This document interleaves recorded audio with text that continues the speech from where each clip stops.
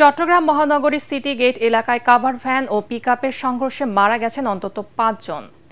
ভোর 4:45 এই দুর্ঘটনা ঘটে। স্থানীয়রা জানায় পিকআপটি চট্টগ্রামের ভাটিয়ারি থেকে নগরীর ফিশারি ঘাটের দিকে যাচ্ছিল।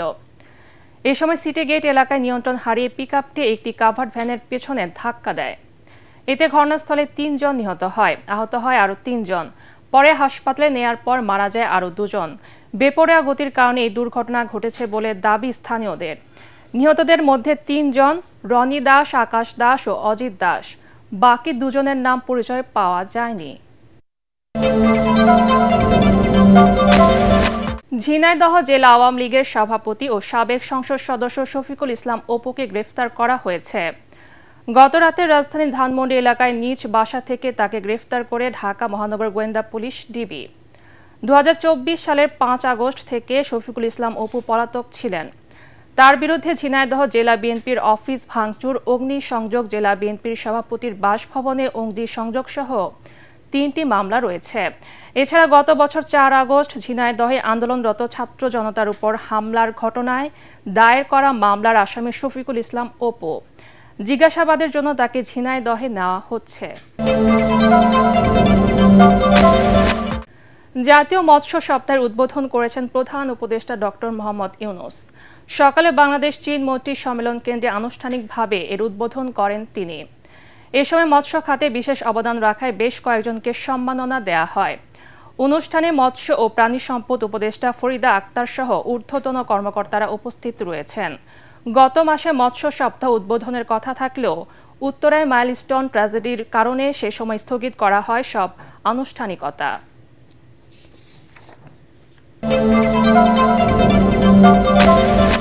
মার্কিন শুল্ক আরোপ ও রাশিয়ার কাছ থেকে তেল কেনায় যুক্তরাষ্ট্রের সঙ্গে ভারতের বন্ধুত্বপূর্ণ সম্পর্কে এখন টানাপোড়েন চলছে। দু দেশের মধ্যে এই বাণিজ্য সংঘাত আরও স্পষ্ট হয়েছে যুক্তরাষ্ট্রের বাণিজ্য প্রতিনিধি দলে নয়াদিল্লি সফর বাতিলে। আগামী 25 থেকে 29 আগস্ট দিল্লিতে বৈঠকের কথা থাকলেও ভারতে আসছে না মার্কিন প্রতিনিধি দল। এতে ট্রাম্পের উপর ক্ষেপেছেন মোদি। ভারতের উপর চটেছেন ট্রাম্প। তবে ট্রাম্প মোদির এই মান অভিমানে লাভবান হতে পারে পুতিন। বিস্তারিত শরীফুল ইসলামের প্রতিবেদনে। ওয়ালটন এখন দেশের সীমানা পেরিয়ে পৌঁছে গিয়েছে 50টিরও বেশি দেশে। ওয়ালটন, ঘরে ঘরে, বিশ্বজুড়ে। চলতি মাসের শুরুতে ভারতীয় পণ্যের ওপর অতিরিক্ত 25% শুল্ক আরোপের ঘোষণা দেন মার্কিন প্রেসিডেন্ট। রাশিয়ার কাছ থেকে অপরিশোধিত তেল আমদানির শাস্তি হিসেবে এই শুল্ক আরোপ করেন ডোনাল্ড ট্রাম্প। এ নিয়ে যুক্তরাষ্ট্রের সাথে বাণিজ্য আলোচনা এবং প্রেসিডেন্ট ট্রাম্পের অভিমান ভাঙানোর উদ্যোগ নেয় নয়াদিল্লি।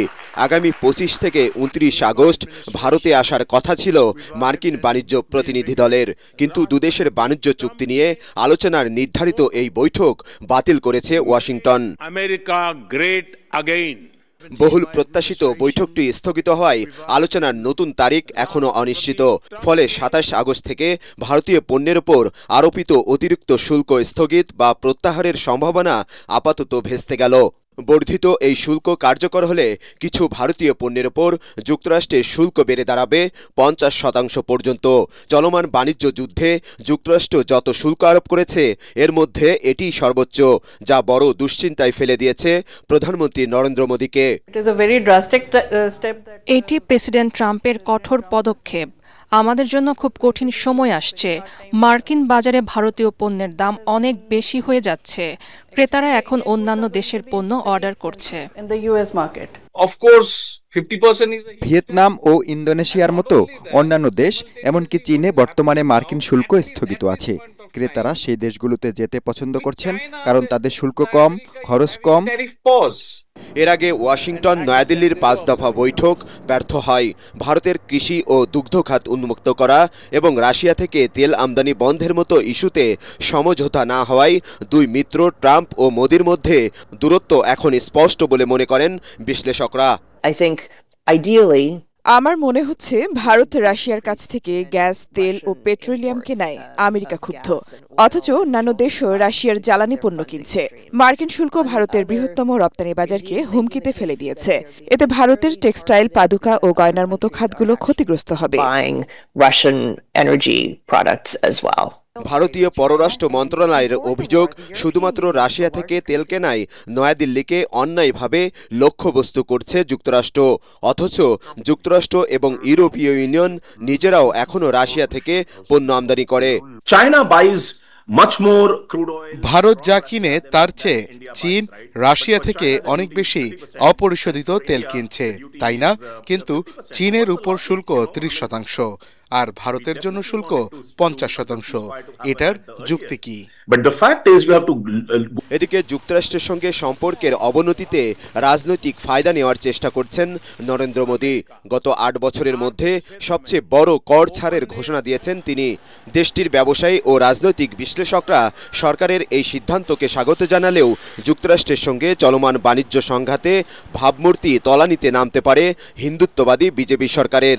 তবে বন্ধু ট্রাম্পের মান ভাঙাতে আগামী মাসে যুক্তরাষ্ট্র সফরে যাচ্ছেন নরেন্দ্র মোদী।